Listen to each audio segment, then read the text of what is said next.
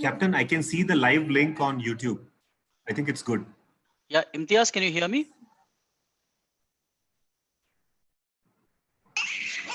Yes, sir. Yeah, please make me the co-host. Yes.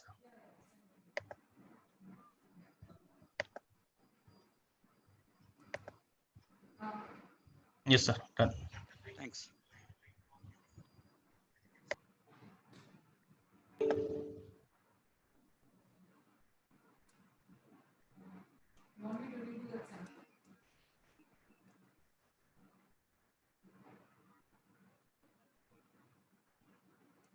It's just a sample, right? Just a sample.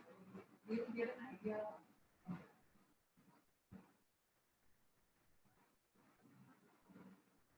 Because நடுவுல எனக்கு edit பண்ண தெரியாது. I'm not so good.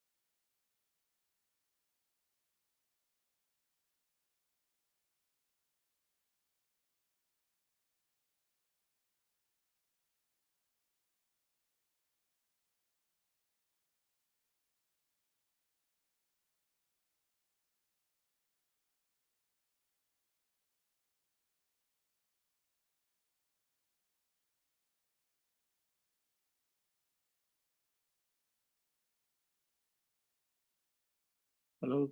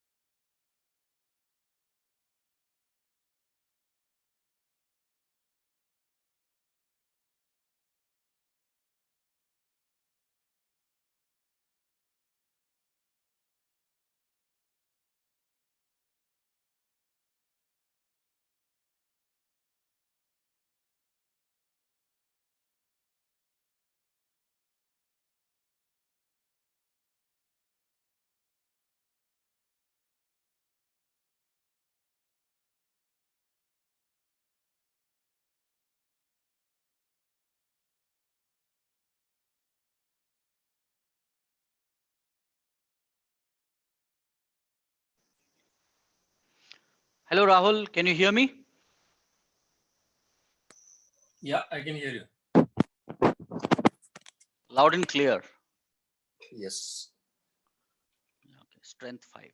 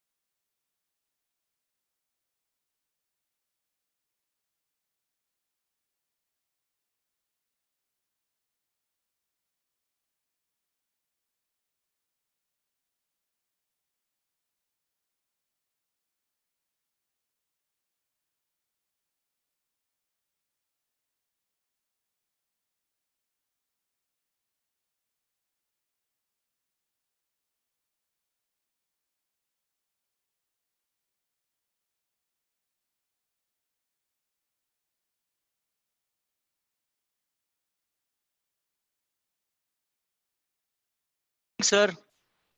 Yeah, good evening, sir. Just a minute, please.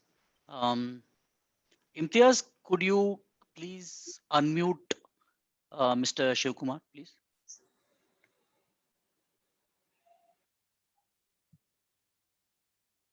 Sir, you are unmuted. Wonderful. Thank you, guys. I'm ready. Yes, sir.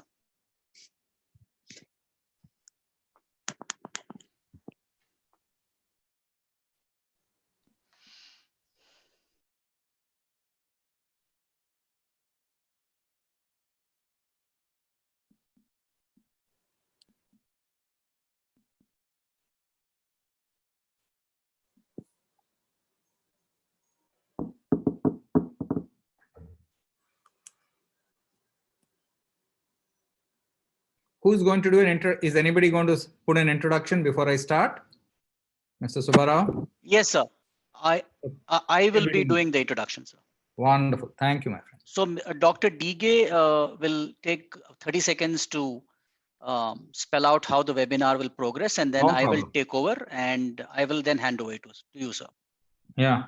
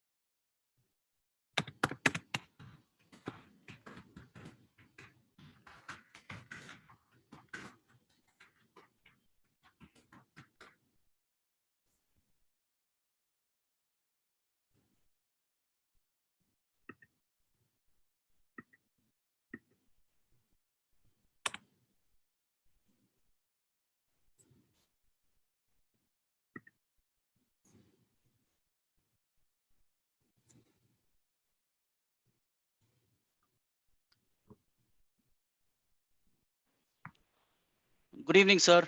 Mr. Imtiaz, can you please unmute Jairaj sir too? And may I request participants to keep their video off, please?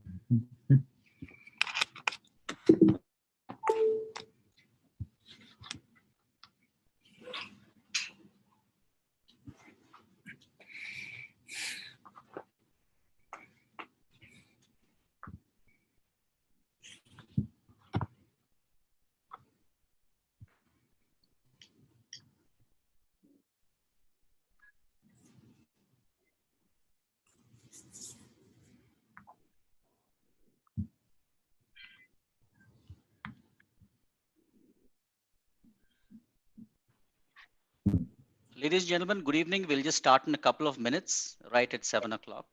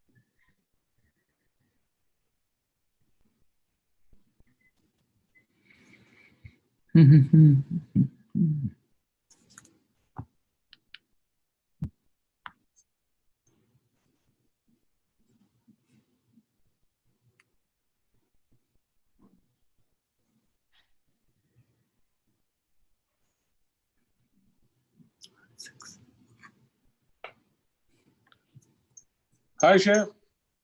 Hi, how are you, sir? Jairaj here. Jairaj here, Shiv. I can see you. How are you, sir? How are you?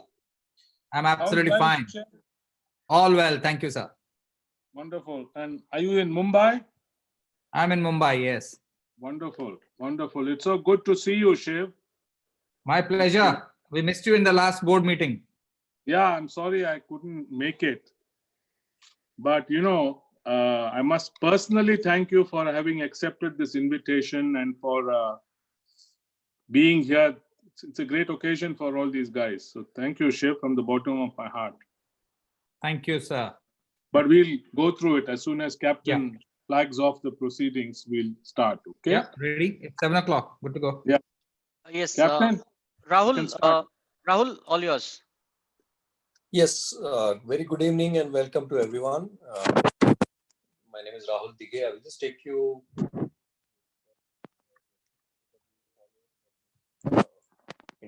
interesting evening. So what we will do is Go ahead. we will take questions. So the way Rahul, I think your audio is not great. Can I do that? Why don't you do that? Yeah.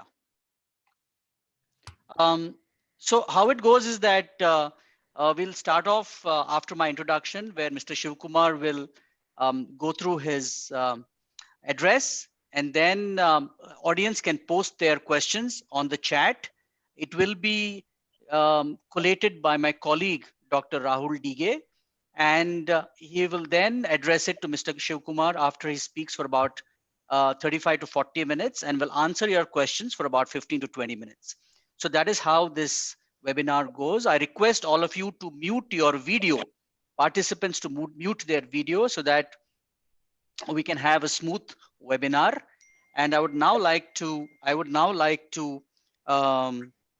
introduce our guest for the evening, Mr. Shivakumar. And thank you, Jairaj sir, for making that short introductory welcome. I want to say a few more things before you Please go ahead, sir. Please go ahead, sir. Yeah. So Shiv, thanks again for joining us this evening at this distinguished lecture series organized by Captain Nagaraj Subbarao and his colleagues. The reason why I wanted Shiv to join this series is because, you know, I have seen him for many years, because he was a successor of mine at the All India Management Association as president. And more importantly, for an audience like this, he is an industry icon, a corporate leader of distinction, and most important, a Bangalorean at heart and at spirit.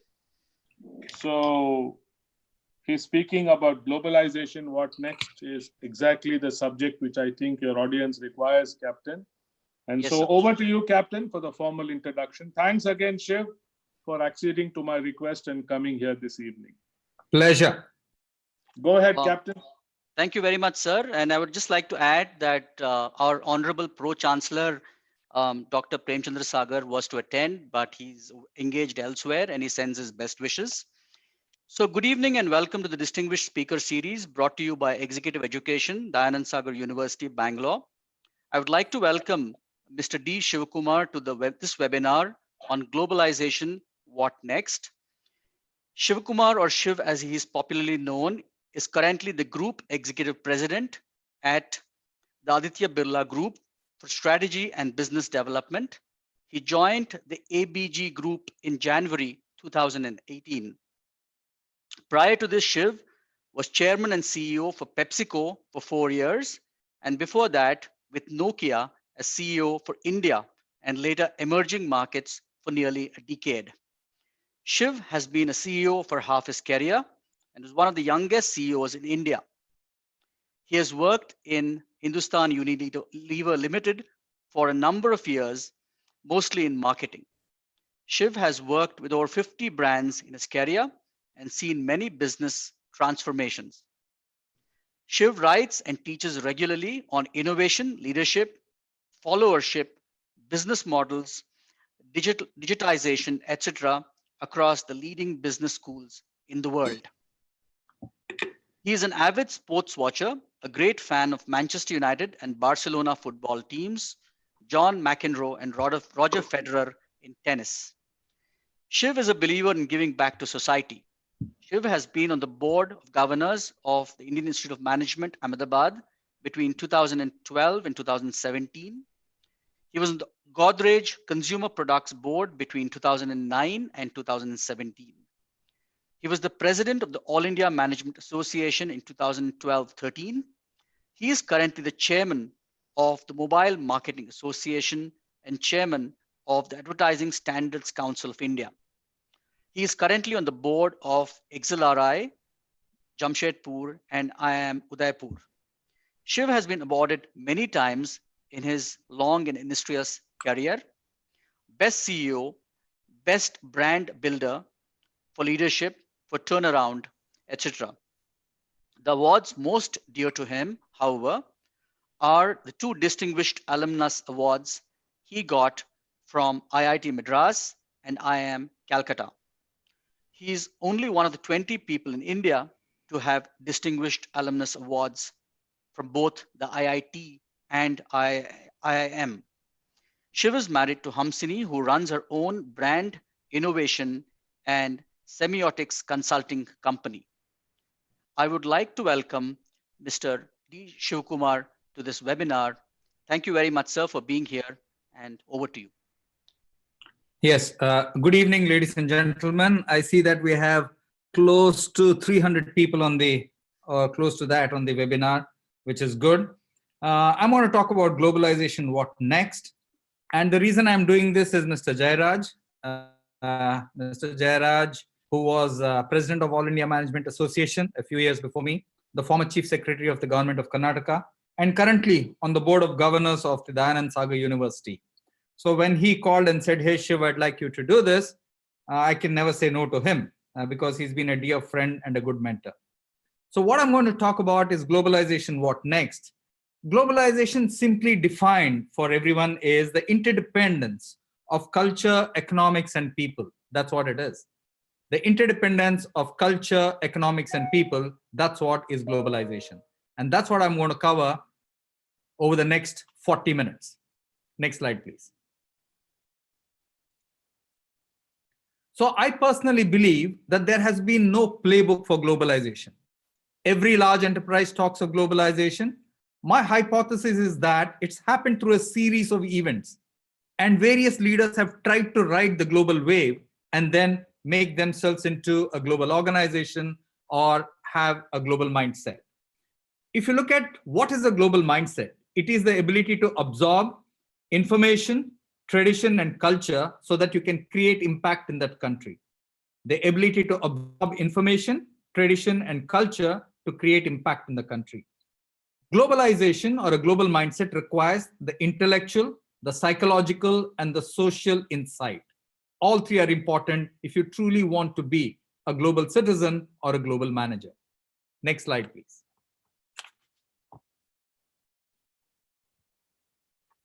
As I put this presentation through over the last 1 week, I went back many hundred years. In fact, I would say I went back 1,000 years. In 1,000 years, I've taken 12 events. The bulk of them are after 1945, but I've taken 12 events which I believe, or the forces which I believe have shaped globalization. Okay, I picked 12 for you, and my story of globalization and what I'm going to talk about is through the eyes of these 12 events. Next slide, please. At a fundamental level, globalization started in the 17th century when immigration started. In the 17th century, if you wanted to go to America, you wanted to go to Europe, all you needed was to get onto a ship from Bombay and it would take you. There was no visa, there was no passport, there was nothing. So immigration started in the 17th century. And a lot of people from Europe, and specifically the United Kingdom and Ireland, went to America. The reason I have the Statue of Liberty and Ellis Island is that if you go to Ellis Island in America, which is next to the Statue of Liberty, you can actually see all the ancestors from the 17th century who came into America. So immigration was the first level of globalization. What did immigration do? It brought new language to the table into a new country. It brought new food into the country, and it brought new religion into the country. It brought Jews, it brought Protestants, it brought Catholics, all kinds of people. Okay, it brought Muslims, it brought Hindus, everyone. So immigration aided the first start of globalization in the 17th century. Next slide, please. The next one is global universities. Global universities. Oxford has been around till 1090, from 1096. That's 1,000 years ago. Oxford split into Cambridge around 1200, and Cambridge has been there for 800 years. Harvard has been there from 1636, which is 384 years. And our own Presidency College in Calcutta has been there since 1817, which is 203 years. If you wanted to study in the 16th century, in the 12th century, in the 18th century, you had to go to one of these colleges. And that's why a lot of the freedom fighters of India in the late 18th century had gone to each of these institutions, the great institutions, over time. So these became the bedrock of some kind of thinking around globalization and culture. Next slide, please. The first real momentum towards globalization, immigration and universities were very small. The first real momentum for a number of things towards globalization and global institutions came with World War II, 1945. During World War II, American forces, wherever they were in the world, in Germany, in Philippines, every other place, the American government set up bottling facilities to manufacture Coca-Cola.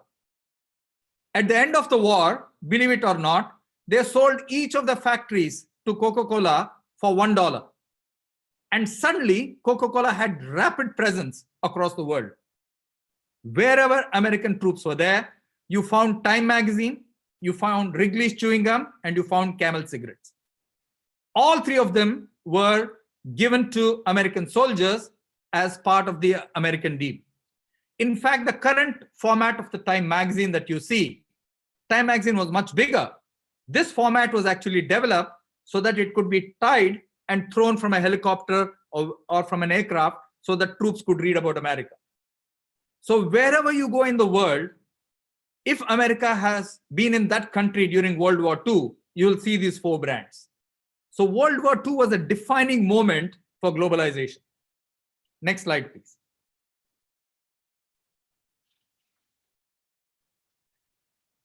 In the 60s, we started the generation of the transistor. And the people who actually rode the transistor wave was Sony. And suddenly Sony became a global brand in the 1960s because of the transistorization. This is one of the early pictures, and you can actually see the line at the top. It says transistorized. Okay, today we take transistors as a given, and almost everything to do with the radio is on your mobile phone right now. Next slide, please. Number 5, global trend number 5. In the 1960s, we saw management concepts going global. Peter Drucker, whom I have to the extreme left, started in 1945, and many of his books went global. In fact, it will interest you to know, Bangaloreans, Mr. Jairaj knows this, Peter Drucker came in the 1960s to address the Bangalore Management Association, believe it or not. It's the only management association in the country that he's addressed. Philip Kotler wrote a defining book on marketing that went global. Paul Samuelson wrote a defining book on economics that went global. In the last 25 years, we've seen Ram Charan and we've seen C.K. Prahlad continue that legacy of management thinking going global with their concepts. Next slide, please. Number 6. The oil shock of 1973 was possibly one of the biggest, triggers or events to start a very new wave. American cars till 1973 were huge cars, big bonnet, big dicky, whole works. The oil shock suddenly told them that they cannot guzzle oil the way they had been guzzling so far. And suddenly, small cars from Japan took off on the back of quality initiatives from Deming, and then whole lot of small cars went into America, and America became a huge market for Japanese small cars. The advent of the small car was an outcome of the oil shock, and suddenly America woke up to Japanese products, first with Sony and second with cars. Next slide, please. Next slide, go forward. This is a very interesting thing. In 1974, Ali challenged Frazier for a match. And this match was fought in Zaire, middle of Africa. It was fought in the night. In 1974, ladies and gentlemen, there were 1 billion people who watched this. People paid $50 for satellite television to watch this. To put it in context, 2019 Cricket World Cup, there were 705 million unique people who watched it. In 1974, Ali versus Fraser was watched by 1 billion people from America to Philippines. This was one of the fundamental events which made global sport possible, global televised sport. So, and hence I pick it as a defining moment. Next slide, please. In 1985, Bob Geldof got together a bunch of musicians to say, we need to save Africa, and Africa is undernourished, malnourished. We need to contribute to Africa. He bought the best bands, and here I have for you ABBA, Queen, and Dire Straits. And they performed live at Wembley, and this was broadcast globally. The beneficiaries, of course, were Africa, but more important, the beneficiaries were global rock stars. Music went global in 1985 as a result of this absolute fantastic event. Next slide, please. 1991, I'm sure a lot of you can remember this. 1991, the Iraq war started. When Iraq was started, 24/7 news became the norm, and the winner became CNN. After that, if you look at it, across the world now, you have 24/7 news. What's the advantage of 24/7 news and what's relevant to globalization? It is relevant because anybody, anywhere, whether it's BBC, whether it's CNN, whether it's any Indian channel, right through 24 hours, they can keep the feed going. Any news anywhere, irrespective of the time zone, is absolute breaking news. And now with smartphones in people's hands, okay, you have every citizen as a journalist. They click it, they post it, and then send it to CNN or BBC or India Today, wherever it is. And suddenly 25/7 news is the norm. And this completely changed the way the world thought about news and the way the world thought about themselves. Next slide, please. Around the 90s came the GSM standard. And it's a very important reason why I put this. Whether it's Motorola, whether it's Nokia, whether it's BlackBerry, whether it's Sony Ericsson, everybody adopted the GSM standard. Adopting the standard ensured that phones could be made at mass scale and low cost. Adopting the standard ensured that all the equipment manufacturers around the telecom industry had standards to work with. And later on, I'll explain how the GSM standard has really made the world a global place. Next slide, please. The Berlin Wall. The Berlin Wall happened between 1990 and 1991. When the Berlin Wall came down, communism gave way to capitalism. But today, if you look at it, especially in a post-COVID era, we are seeing socialism everywhere. We are seeing grants by the American government. We're seeing grants by Germany. We're seeing grants by UK. Everybody is out to protect their citizens. So communism came down with the wall, went to capitalism, flourished for a while in globalization. Today, everybody is back to socialism. Next slide, please. In the 2000s, 20 years is all I'm talking about, just the last 20 years. The rise of the internet has given us these brands. Go back, please. Google, Facebook, WhatsApp, PayPal. These are brands born out of the internet. Because they're over-the-air brands, you can tap them anywhere in the world as long as you have a network. Next slide, please. And my last and defining event of the last 1,000 years is China as the global hub of manufacturing over the last 30 years. Since 1990, China has become the absolute hub. It's the world's largest exporter. 12 to 15% of China's GDP is exports. It exports close to $2.5 to $3 trillion, which is the size of the Indian economy, to all parts of the world. These were the 12 defining events in my book, which I could pick from maybe 100 or 1,000 events to tell the story of globalization. Next slide, please. So the question for a company when you talk of globalization is very simple. Next slide, please. The question for a company is, do I do one versus many, focus versus spread? On the y-axis is the number of countries. In the world, we have about 210 countries. So the number of countries is 0 to 200. On the x-axis is the number of businesses or number of categories or number of brands. That can be 2000. So if you look at it, the whole concept of globalization is I can have a few brands or a few business. I can have a beverage business in 150 countries. I can have one brand in 100 countries. Or I can have 500 brands in 20 countries. This is the essential challenge of globalization before any company. How many brands, how many businesses to have, and in how many countries? That is the critical question. And if you can answer this in a simple manner, based on where you're strong at, that company succeeds. Next slide, please. So if you look at brands which are available in more than 200 countries, if you travel the world, brand Coca-Cola is available in more than 200 countries. The only two countries where Coca-Cola is not available is Cuba and North Korea. Colgate is available in all countries. Google is available in every country which has internet. Visa is available. PayPal is available. These are all brands. Facebook available in 200 countries. Next slide, please. These are brands available in 160 countries. Dove, Maggi, Nescafe, Toyota, Pantene, Pampers, Huawei, and Lenovo. So if you look at the technology brands, suddenly you have Huawei and Lenovo, which are available in 160 countries. They have virtually become the standard in most countries. Next slide, please. So what helps globalization?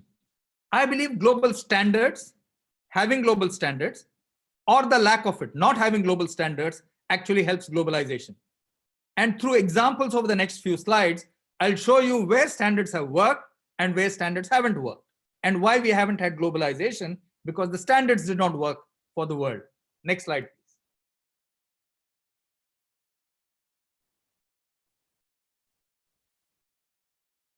Here's a great example of standards working. The QWERTY keypad, which started with the typewriter, and the telegraph did dot, etc., which started, way before.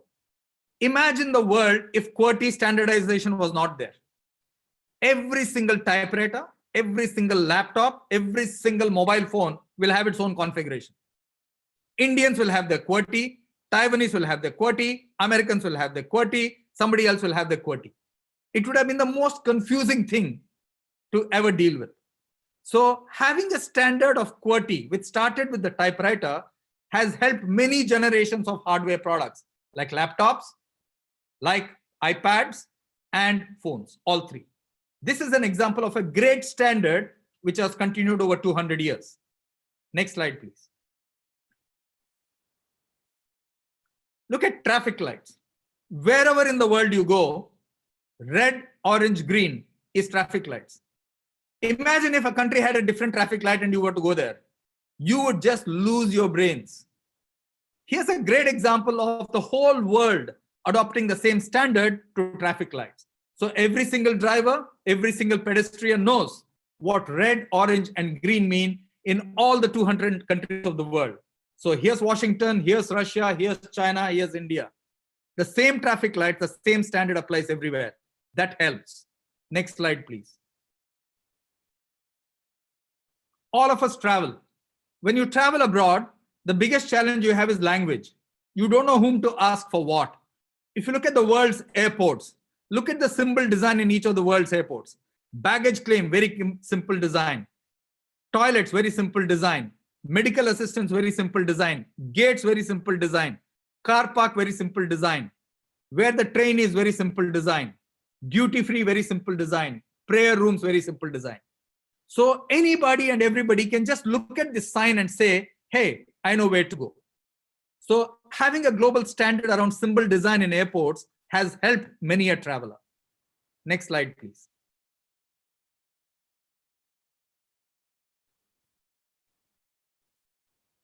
Where are industries or situations where we have not had a clear standard? I've given you all examples of clear standards, but there are many industries where there are no clear standards and we are tearing our hair to say, why the hell hasn't there been a standard? Let's take a look at a few of the non-standard approaches. Next slide, please.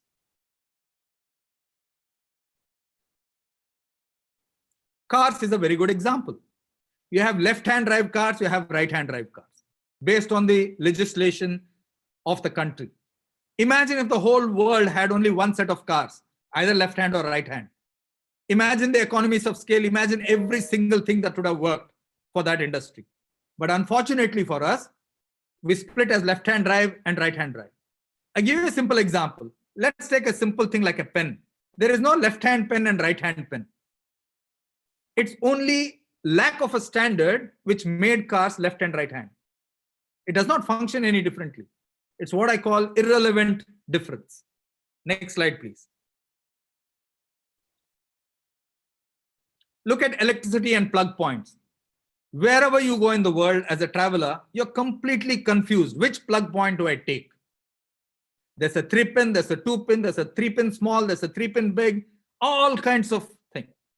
Because power was generated, distributed, and managed at a local level for years. And that has led to massive confusion. So when I travel today, I have a pouch of about 5 or 6 plug points. I have to carry all of them and to keep checking whether one works for the other. So this is a great example of zero standards. Next slide, please. Here's another example, which is cell phone chargers. Around the year 2009-10, as part of Nokia, we tried to get the industry by 2012 or 13 to have one common standard. And a lot of people agreed. But then again, things went differently. And since Nokia was no longer the powerhouse or the son of the ecosystem, nobody else could take that role. Here, if you look at it, if you go to an airport today in India, there is a charging machine and they put 10 different brands and each different brand has a different charge point. Imagine if all cell phones could be charged with one charger. What a difference it would make and how life would be simple for anybody. But today, because there is no standard of chargers, we have an absolute plethora of confusion which reigns in this industry. Next slide, please. Apparel and shoes is another great example. Just look at the size, look at what it is in USA, Canada, UK, Europe, Japan. The numbers are all over the place. So not having standardization of a particular size actually hurts this industry. And I personally believe anybody who can actually get to a standard will actually win. Next slide, please. Global sports. Barcelona, Manchester United, Roger Federer, Tiger Woods, Formula One Ferrari, Los Angeles Lakers. These are all global properties. All these brands have gone global. You go anywhere in the world, people recognize a Manchester United or a Barcelona. Anywhere in the world, people will recognize a Ferrari. Okay, so these are properties thanks to television. Go back to what I said about Ali versus Frazier, 1974, 1 billion people watching it. These are properties which have been built on the back of television. And they're all global franchises and they have a global footprint in terms of their fan base and customer base.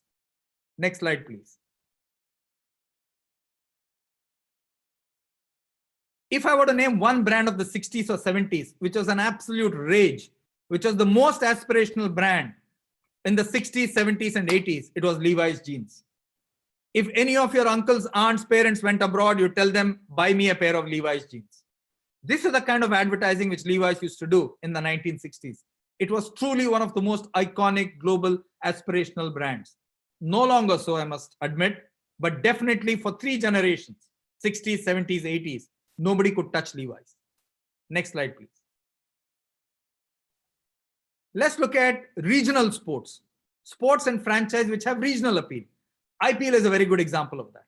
Its appeal limited by and large to India, Pakistan, Bangladesh, Sri Lanka, maybe a bit of Australia, a bit of England. All of American football, all of American baseball is linked only to America. Even though they call it the World Series and World something else, it's essentially played in one country, which is America. So India, IPL is the biggest event in cricket. It's played in one country, which is India. So these have not been able to transcend the world. Next question, please. Next slide. Once in 4 years, you have the Olympics as well as the World Cup football, which come along. And suddenly, these two sports, whether it's the Olympics across all its disciplines or football, they capture the imagination of the whole world, specifically World Cup football. Everybody gets involved. The success of the last World Cup was Croatia. Nobody knew Croatia or spelled Croatia till Croatia went to the finals.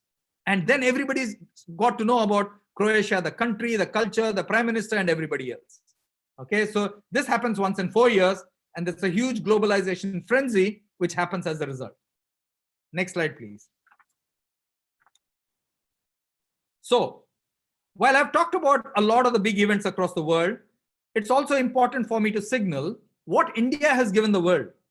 And India has given the world quite a lot in terms of globalization. India gave the world zero, very critical in everything. India gave the world yoga. India gave the world the flush toilet from the Indus Valley civilization of the 1500s. India gave the world the snakes and ladders game. India gave the world shampoo in the 15th century by mixing herbs with avla. India gave the world radio broadcasting from J.C. Bose. India gave the world fiber optics from Narendra Kapani, who was a professor. India gave the world the USB port, which is standard feature in all laptops, via Ajay Bhatt. And India gave the world Bollywood. Bollywood is all about soft power, not hard power. Soft power is the ability to influence via culture, something which others aspire for. All the ones which the star in them is from the BBC 4 list. Zero and Bollywood is what I've added, which all of us know is, a given. Next slide, please.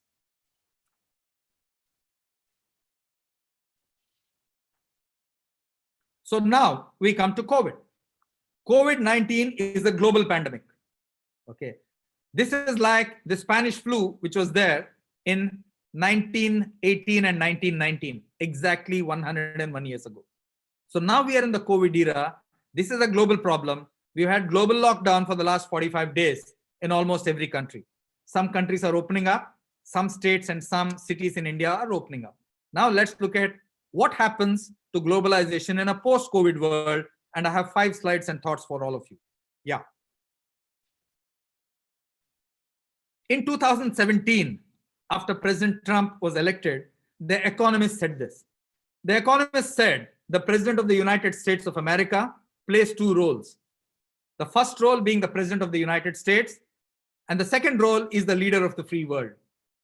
And The Economist said, Mr. Trump is reluctant to play the second role, which is the leader of the free world.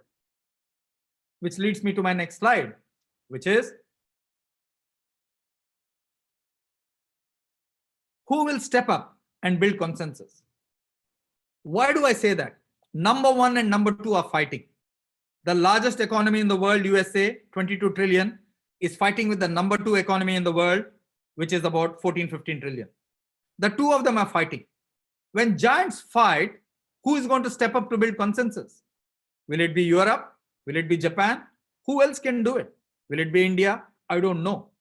So fundamentally, if you think of globalization from now on, there is no single leader who can pull it together. This is a very important point for you to think about.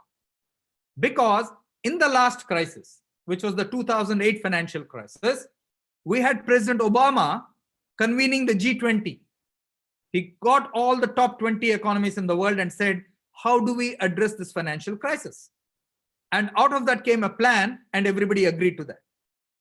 Today, the question before all of us, who is going to step in and come with a global answer? All of us, I believe, are searching for that answer, which is a very important answer towards the next step of globalization. Next slide, please. I believe till a vaccine appears, globalization will be in recession. Because countries have put up borders. America has put up its border saying no immigration. Other countries in Europe have put up their borders. India has put up borders. Flights are not operating. Nobody is willing to go to any country. So nothing can move. No man, no woman, no machine, no goods, no services can move today because everybody is worried about COVID-19. The day we find a vaccine and people say, I can have the vaccine and then travel, then the whole concept of globalization will start again. So currently, in the phase right now, for the next 1 year at least, I believe globalization will be in recession. The country that gets the first vaccine will win big. It will win big commercially, it will win big as an innovative hub, and it will win big in soft power. People will quote that country for the next 100 years as the country which saved the world. Next slide, please. I believe across the world, the 200 plus countries will split between those who believe in China and those who don't. Some countries will believe in China, some will not. The companies in those countries will follow suit. So I believe globalization will take a step back as a result of this sharp divide between countries which will believe China, companies that will not believe China. Next slide, please. If you look at it, we are all looking for trust cues. We need trust for the globalization to happen and for all the big parties to gain. Let's go back. If I look at it today, all the world institutions are struggling. I marked 1945 and World War II as a very important milestone in globalization. Let me explain why. The World Bank was started in 1944 as the Bank of Reconstruction and Development and the International Development Association. The World Bank was absolutely critical in redeveloping Japan. Without the World Bank, Japan would not have developed. So the World Bank started in 1944. The World Health Organization developed in 1946. The United Nations turned the League of Nations, which were there in 1920, which was ineffective, and the United Nations was born in 1945. The Red Cross was born in 1863. So if you look at three of the big global institutions, the World Bank, the World Health Organization, and the United Nations, all three were born as a result of World War II. I believe you will see some such thing post-COVID. Unfortunately, the institutions we built, the global institutions we built for the global world, today everybody is challenging them. The same people who built these institutions do not want to fund them. The same people who build these institutions do not want to listen to them. And this will be the challenge for globalization. You have global institutions who can play a role, but you do not have global support from the leaders who have created those institutions in the past. So I believe we are in a trust deficit as far as globalization goes. And all of us have to work together to ensure that we bring the trust cues to the table. Next slide, please. So in summary, I would say I'm on my 32nd minute, so I'll give you back some time. I would say that globalization has been around for many years. I've looked at globalization by taking 12 defining events in my book. I say my book compared to, I could have chosen 20, 30, but I chose 12. I started with immigration in the 17th century. I then went to universities, people like Oxford and Cambridge, etc. And then we moved step by step through management education, through the Berlin Wall, through the standards, every single thing, through the Ali versus Frazier fight, through down to COVID. Today, there is nobody to stand up and be a champion of globalization. Today, everybody is standing up and knocking globalization. This is bound to happen when you have number one and number two fighting with each other and calling each other names. So leadership has to step up. Maybe a union will step up. Maybe a bunch of leaders will get together and say, we cannot allow the world to go out of gear. Maybe that will happen and we should all look forward to that. The country which develops the vaccine will be a global thought leader, will be a global innovation leader, will be a global soft power leader. All three will happen. Countries will be aligned by countries which trust China or fall behind China and countries which do not trust China.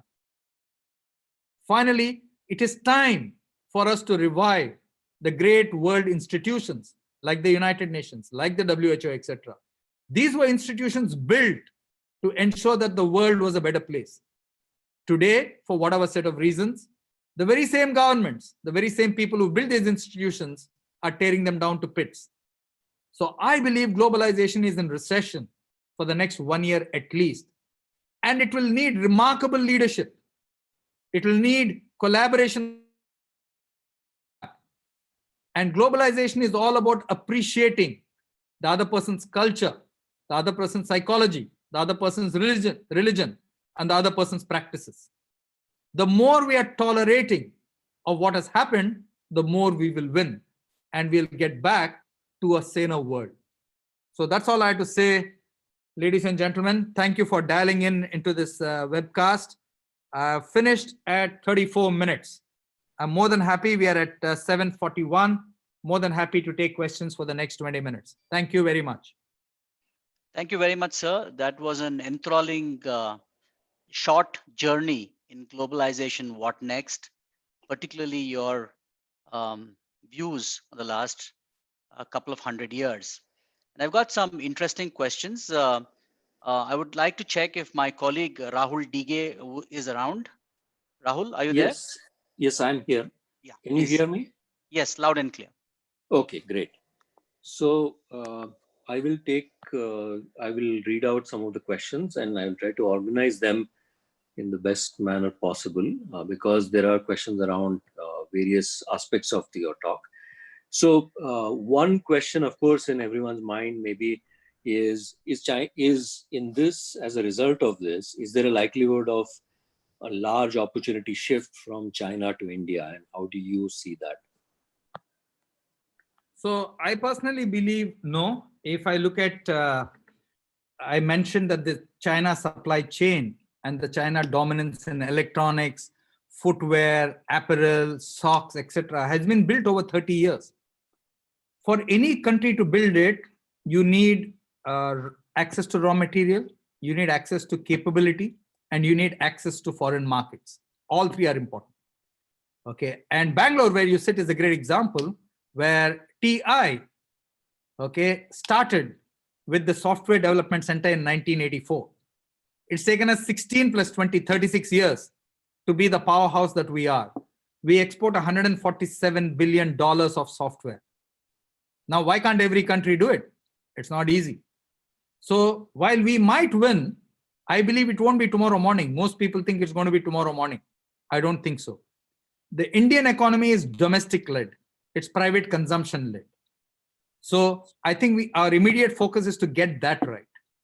And then after that, look at markets and actually pivot to see which new products and new services the world will want.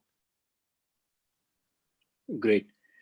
So, of course, there have been a couple of announcements only yesterday about the government saying that we should actually become more self-sufficient and things like that. And I know that, you're welcome not to answer this question, but there are questions around this.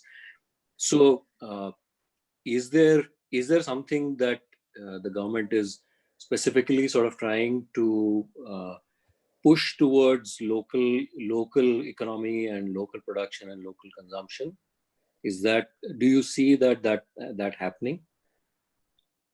So I would say there are 64 million MSMEs. Only about 10 million of them have a formal system of provident fund, this, that, etc. Most of them are in the informal sector, number one. Domestic consumption, as I mentioned, will be critical. And here's my submission to you. At the end of the day, in no country do people buy any product or any service which is not of topmost quality. Every country which has tried to do that has suffered. So the challenge before the MSMEs, given whatever support they have, whatever it is to actually produce top-notch quality products. If we do not, and this is linked to your first question which you asked, if we do not have a global standard in terms of quality, why will we win in an export world? So that's where the contradiction is. So we have to be truly global in our approach to quality and value. And then people will buy you for whatever it is. If tomorrow India made a car for 1 lakh rupees, which was a fantastic car, it will give every single global brand a run for its money. And the history of India is we've had many of these short-lived things. We said we had a phone for 251 rupees. That never took off. That was wrong. We had a tablet which people said is for 1,000 rupees. Again, that never took off. So we get into a lot of these announcements without getting the basics and the quality right. So my submission is it's absolutely important to nail that. If we nail that, then we are fine. Otherwise, no. Okay. So you mentioned there's one question about your mention of the current recession, quote unquote, in globalization. So how do you see, and this is a question from Professor Jasirani, how would localization bring, is it possible for localization to bring win-win situations to the economies? And what are your thoughts around that? Not true. If you look at a top 10 list of exporters and importers, okay, that list roughly matches. I think India will be low on the export list at 191, at $348 billion, and it's high on the import list because of oil at $480 billion. Okay. Now, if you look at most of the countries in the world, their populations are small. The only three big countries which have the power of both domestic market and can do something in terms of exports are China at 1.4 billion people, India at 1.3 billion people, and America at 322 million people. That's all, only three. Every other country, be it UK, be it Germany, etc., they need a combination of both. So just being national and local will work exceedingly well for China, India, and America. Unlikely to work for all the other countries. Okay. So when we talk about, you talked earlier about some of the global brands or global products that India has given, which came out of India. But if we really talk about a brand that sort of originated in India and went completely not completely, but I mean to a large extent global, we sort of struggle to find those examples, right? I mean, what is the fundamental sort of reason behind that? I think it goes back to a number of things. It's about scale, it's about quality, it's about capability. But to be fair, if you look at the software industry, I think whether it's TCS, Infosys, Wipro, they've all built global brands and very powerful global brands at that. Okay, while we might not have very powerful brands in the consumer space, we don't have powerful brands in the car space, definitely. But certainly, almost certainly in the software services area, we built a lot of powerful brands. Right. So maybe the distinction, I mean, this is out of my personal interest. There is not a question around this from anyone else. But we had a discussion and we had a talk earlier where there was a discussion about India and the need to innovate.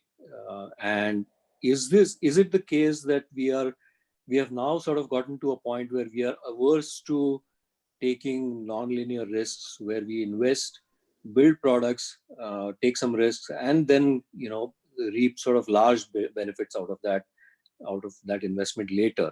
And are we too, when it comes to being global players, are we too sort of services oriented? I wouldn't say that. An impediment? Go back to what I said about standards. One of the things about consistent long-term winners is a process and a standard. Japan took years. Japan had a perception of shoddy quality. It took years for Japan to change that under Deming, etc. They learned the lessons and they went forward. So you cannot, Indians tend to celebrate things like Jugaad, innovation, this, that, etc. We shouldn't be doing that. Innovation is a thorough process. We must follow it. We must have the patience for it. If you want to take shortcuts, life is not full of shortcuts. One shortcut can give you a result, but in the long term, shortcuts do not get you consistent success. So I think having institutions of repute, having capability of repute, and following a process is actually very, very important. And that's what I would truly look for. And there are many companies and many industries which are doing that. And I think more will do it. The more India gets systematic in its innovation, the more it will win. Next, innovation requires integration between the educational institutions, the PhD students, the industry, R&D, society. You need a collaboration of that. Only when you get that right will we move forward. So it's just not a simple answer. I think you need to build for it. And wherever you build for it, I think we will gain. Right. And I remember exactly the comment that you made about Japanese goods being sort of quote unquote called Japanese stuff. And I remember my father telling me that they were considered substandard goods. And with the way we kind of sometimes look at Chinese goods today is how I think Japanese goods used to be looked at. And they made made progress by leaps and bounds over decades. So that's a story for I think all of us to kind of remember when we go back to our jobs and when we try to innovate and not really look for, I think essentially what you're saying, I gather, is not look for that one quick lightning bolt that will change the world, but continuously, consistently innovate. Right? I mean, that's what I gather from it. Very, very useful insights. So I think we have covered pretty much most of the questions. There are a couple of questions which are sort of specific to companies. I don't know if it would be appropriate, but I'll air them anyways. I wouldn't do that. No, that would be unfair. Okay, great. So I think we have pretty much gone through most of the questions. I would like to request if Captain Subbarao has any of his questions or any other participants would like to add some questions. Captain, are you there? Thank you, Rahul, for moderating this program. Sir, I had a quick question on Carlos Ghosn. Carlos Ghosn in Japan, Renault Nissan, was said to be the cultural ambassador of his country in Japan and celebrated as a cultural ambassador and so on. And it ended in a bit of a fiasco. So my question is that, of course, we all understand cross-cultural management is extremely important. What is your opinion on that? Because again, there is a divide on Carlos Ghosn and his role. So do you think that expatriates traveling abroad is going to continue, or in a world closing down, it's going to sort of reduce in momentum and we're going to have less expatriates? That's my question. I don't think so. At a first level, I would say talent will always be global. If you're good, people will want you. Then it's your choice whether you want to go there, work, whatever it is. India has enormous opportunity. China has an enormous opportunity. America has an enormous opportunity for talented leaders. So that's why a lot of these people tend to stay in that country. So talent, like capital, will flow to the place where it believes it has the best house. There's absolutely no doubt on that. Carlos Ghosn was an absolute star of the automobile industry. The absolute star. What he achieved in terms of the cost to make a car and really turned around Nissan was a remarkable story. Absolutely. Now here's where, now what I'm saying is not based on facts, but just, some thoughts. The Japanese culture is a very hierarchy culture. If you've ever been to a meeting in Japan, there are only two people who speak, the boss and the presenter. Nobody else speaks. Okay. So in societies like that, things tend to happen. And I use happen, in quotes. Pause for a moment about Renault and Nissan and think back about what happened to Olympus. Olympus was a company which had its first CEO from outside of Japan. He went there and he suddenly realized that the books were not in order. Okay. And then he blew the whistle on his own company and then he went out.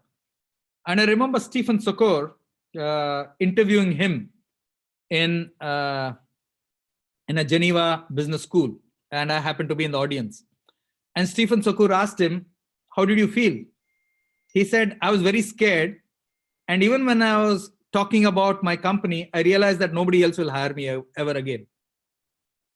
So there are many things about societies which lead to many events. I don't think the last has been said about Carlos Ghosn. He's right now in Lebanon. I personally believe he will write a book. I personally believe there will be a movie about his escape. Okay, and slowly and steadily we'll get to know more.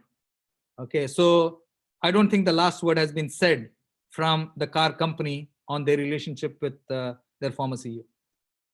Thank you, sir. And the last question, which I can't resist, which comes from my colleague, Commander Himanshu Joshi, who's a close China follower and a naval aviator.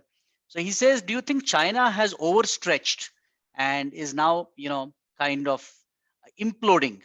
that they've gone so far without having a proper back office. So they're creating problems for themselves by overstretching. That is his question.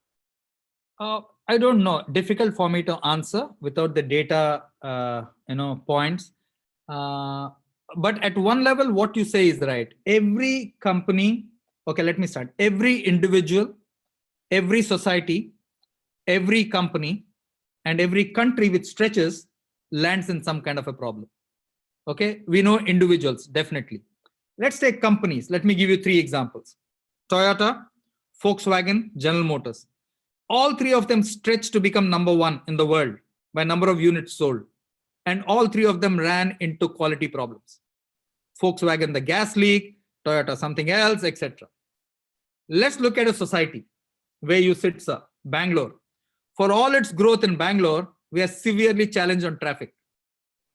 So somebody could ask the same question, right? Has Bangalore stretched beyond its limits? And the answer might well be yes.